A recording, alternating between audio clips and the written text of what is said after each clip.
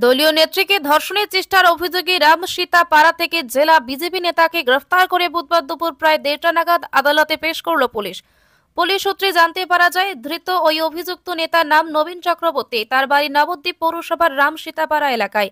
অভিযোগের ভিত্তিতে তদন্তে নেমে বুধবার সকালে রামসীতাপাড়ার বাড়ি থেকে গ্রেফতার করে পুলিশ।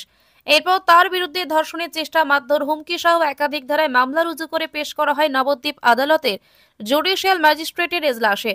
পুলিশের স্থানীয় সূত্রে জানতে পারা যায়, গত 12 ডিসেম্বর বিজেপি নদিয়া সাংগঠনিক জেলা দক্ষিণের সহ সভাপতি নবীন চক্রবর্তী দলীয় এক নেত্রীকে ধর্ষণের চেষ্টা করে বলে অভিযোগ। এই ঘটনার প্রতিবাদ করলে ওই নেত্রীকে মারধর ও হুমকি দেয় বলে অভিযোগ।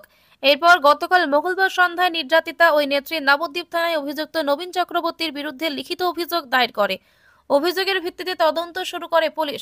অভিযোগের ভিত্তিতে বুধবার সকালে অভিযান চালিয়ে শহরের রামসীতাপাড়া থেকে অভিযুক্তকে গ্রেফতার করে পুলিশ।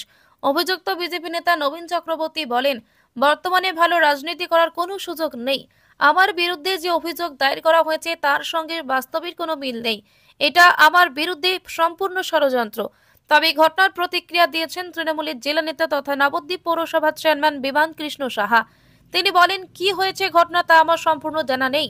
এটা কোনো একজন মহিলা অভিযোগ দায়ের করেছেন, কি ঘটেছে তাও আমি জানি না।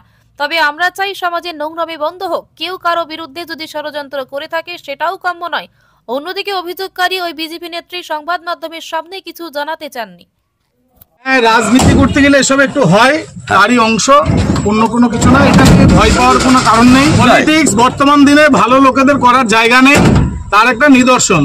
তা সেই কারণে এটা নিয়ে দুশ্চিন্তিত আমি নয় একদমই। আমার বিরুদ্ধে যে ধরনের মামলা দিয়েছে, যারা দিয়েছে আর যে ধরনের ভাষায় লিখেছে তার সঙ্গে কোনো বাস্তবতার মিল নেই।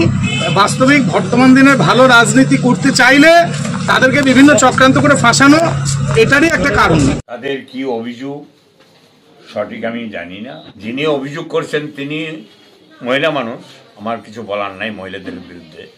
এত দূর বোধহয় করালো ওনার জন্যই ব্যাপারটা। তো ওনাকেও ব্যক্তিগত জীবনে সাবধানতা অবলম্বন করতে হবে। আমরা চাই না নোংরামি কথা বলতে, আমরা চাই না কেউ নোংরা হোক, কাউকে নোংরা বানাক।